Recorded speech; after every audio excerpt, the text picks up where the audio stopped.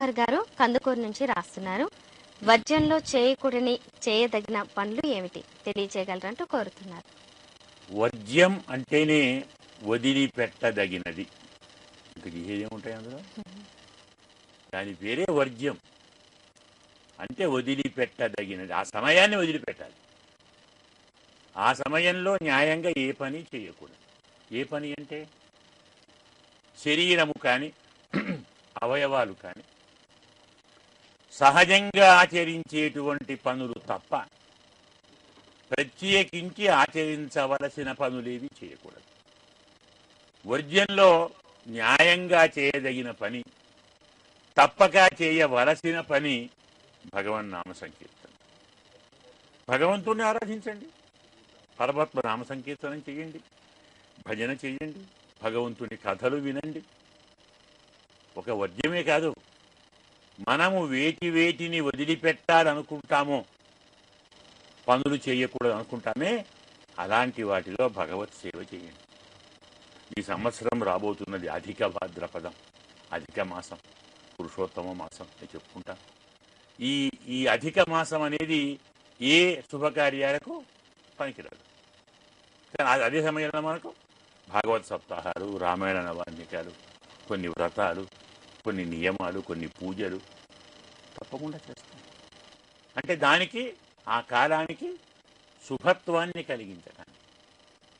అది కూడా చిన్న పోకూడదు. నేనేం పాపం చేశాను, నేను నెల రోజులే కదా, నాకు 30 రోజులు, నాకు మరి శుక్లపక్షం, కృష్ణపక్షం తిథులని నాలో ఉన్నాయి, నేను ఎందుకు పనికిరానా అని ఆ మాసం కూడా చిన్న పోకూడదు. కాబట్టి దానికి స్వామి వరమిచ్చి పురుషోత్తమత్వాన్ని ప్రసాదించాడు.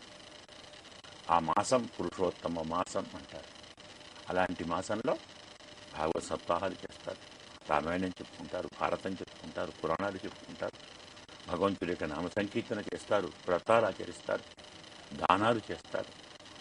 పురుషోత్తమ మాసంలో దానం చేస్తే ఇతర దినములలో చేసిన దానికంటే 1,00,000 రెట్లు అధిక ఫలితం కలుగుతుంది.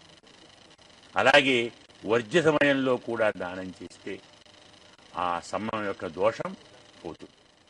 ఇలా త్యాగం చేయవచ్చు, ఆరాధన చేయవచ్చు, పూజ చేయవచ్చు, సంకీర్తన చేయవచ్చు, మన నిత్యకృత్యాలు భోజనము, స్నానము ఇలాంటివన్నీ చేయవచ్చు. ఏవి శుభకార్యములో, ఏవి నైమిత్తికములో, నేను చెప్పుకున్నాను నైమిత్తికమని, ఏవి కామ్యములో, ఏవి ముహూర్తం చూసే తప్పకుండా పని చేయవలసి ఉంటాయో అలాంటి వాటిని వర్జ్య సమయంలో వదిలిపెట్టండి. మనకు చాలా సమయం వర్జ్యం వచ్చినట్టయితే ఏమీ చేయలేక ఉండలేని స్థితిలో భగవన్నామ సంకీర్తన చేసుకోండి. పూల మాలలు కూర్చండి, స్వామికి మాలలు కావాలి కదా, పుష్పాలు కూర్చండి, మాలలు కూర్చండి, అలంకారం చేయండి, తోరణాలు కట్టండి. ఇలాంటి భగవద్ ఆరాధన ధార్మికమైనటువంటి ప్రవృత్తి ఆ సమయంలో మనం ఆచరిస్తే విశేష ఫలితం కలుగుతుంది. ధర్మ సందేశం రామారావు గారు హైదరాబాద్ నుంచి రాస్తున్నారు. పిండ